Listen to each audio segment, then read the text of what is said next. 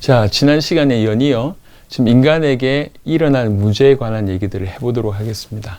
하나님께서 주신 이 소중한 언약, 하나님을 하나님으로 인정하게 만드는 그 언약을 인간이 어김으로 말미암아 모든 문제가 들어오게 됩니다. 또 다른 각도로 결국 그 인간이 언약을 어기도록 뒤에서 조정하고 인간을 속인 존재가 사단입니다. 이 사단이 분명히 지금도 일하고 있습니다. 괴계로 이 사단이 인간을 속이고 그 속임수에 인간은 넘어지게 되죠. 그래서 인간이 그 언약을 어기는 범죄를 하게 됩니다. 어떻게 됐습니까? 죄는 결과적으로 인간과 하나님 사이를 갈라놓게 되었습니다. 하나님은 인간을 버리고 또 인간은 하나님께 버림받은 일들이 벌어지게 됐습니다. 하나님과 단절되는 일이 벌어졌습니다. 그래서 이 결과로 인간에게 모든 문제가 왔다고 볼 수가 있습니다. 그럼 이 모든 문제, 인간에게 와 있는 이 모든 문제가 도대체 어느 정도일까요? 그래서 이번 시간부터 앞으로 한 2-3시간 동안에 인간의 문제를 조금 더 깊이 있게 성경에서 말하는 인간의 지금 현재의 상태에 관한 얘기를 좀 해보도록 하겠습니다. 우선은 사실은 모든 것을 잃어버렸다, 이렇게 해도 과언이 아닙니다. 몇 시간 전에 말씀을 드렸습니다. 인간은 하나님의 형상대로 지음을 받은 존재입니다.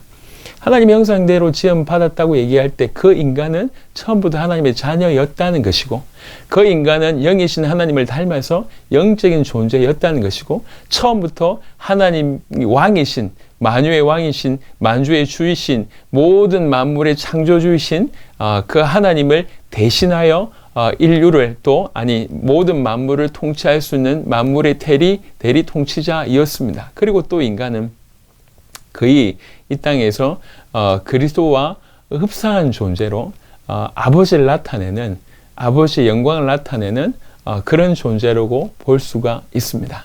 그럼에도 불구하고, 그 엄청난 축복을 받았음에도 불구하고 그 축복을 정확하게 알지 못하고 언약의 가치를 깨닫지 못해서 결과적으로 이제 범죄하여서 하나님을 떠나버리는 일이 벌어지고, 그 순간 하나님의 형상을 잃어버리게 됩니다. 그러면서 이 모든 이 최고의 축복들을 다 잃어버리게 되었습니다. 에베소 2장 1절에는 그는 허물과 죄로 죽었던 너희를 살리셨도다.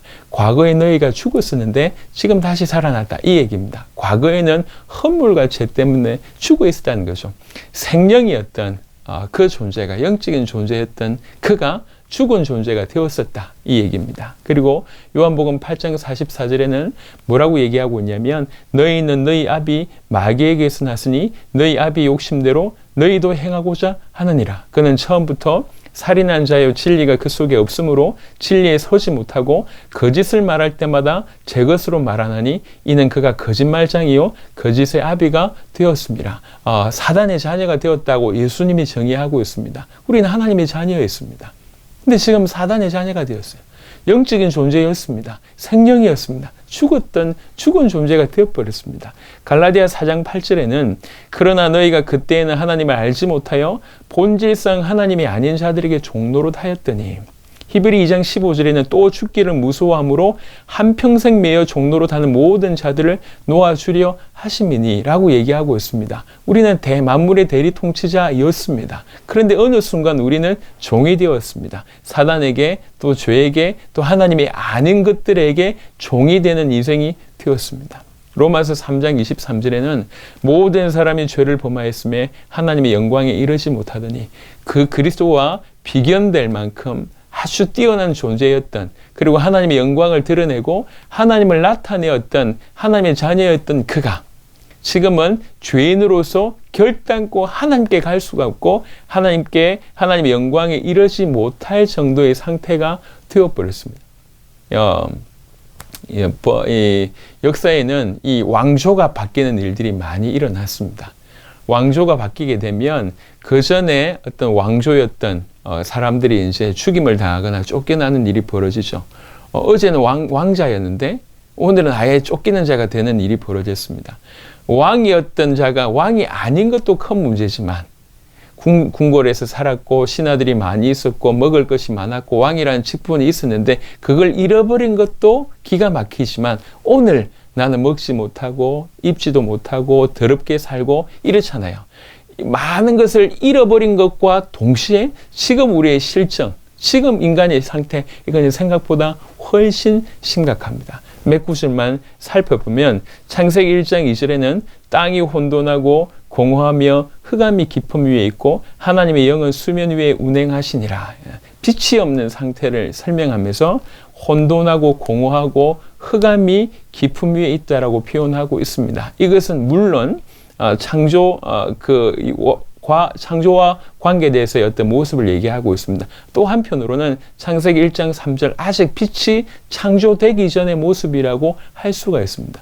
사실 이것이 우리 인간에게도 적용될 수가 있습니다. 적용될 수 있다는 거죠. 빛이 없으면 어둠이고 빛이 없으면 혼란하고 빛이 없으면 허무합니다. 이것이 우리 인생에게도 마찬가지입니다. 영원한 빛이신 그리스도께서 우리 인생 가운데 없다고 하면 사실 우리 인생은 전부 어둠입니다. 최근에도 유명 연예인이 자살한 소문을 들었습니다. 수많은 사람들이 열심히 하는 것 같지만 사실은 다 어두운 거죠. 앞이 보이지 않습니다. 그래서 사람들이 많이 가는 길로 쫓아갈 뿐입니다. 하지만 사람들은 알아요. 열심히 뛰어가서 어느 정도의 위치에 이르면 될 줄 알았는데 열심히 뛰어가 봤는데 그게 아니라 그때 오는 것이 허무입니다. 뛰어가는 과정 가운데 계속 시행착오를 반복합니다. 그게 혼란입니다. 빛이 없을 때 올 수 있는 것이 흑암과 혼돈과 공허라고 얘기할 수 있는데 지금 인간이 그러합니다.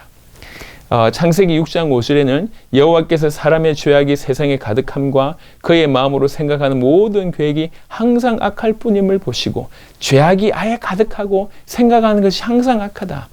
물론 비교해서 착한 사람이 있고 비교해서 나쁜 사람이 있지만 모든 사람이 죄인입니다. 모든 사람이 악의 영향을 받을 수밖에 없고 악한 생각과 악한 자일 수밖에 없다고 성경은 얘기하고 있습니다. 예레미야 17장 9절에는 만물보다 거짓되고 심히 부패한 것이 마음이라고 얘기합니다. 마음 또한 이렇게 만물보다 심히 부패한 자가 되었습니다. 그러면서 마태복음 11장 28절에 수고하고 무거운 짐진 자들아 라고 얘기합니다. 모든 사람이 수고하고 무거운 짐을 지고 있습니다.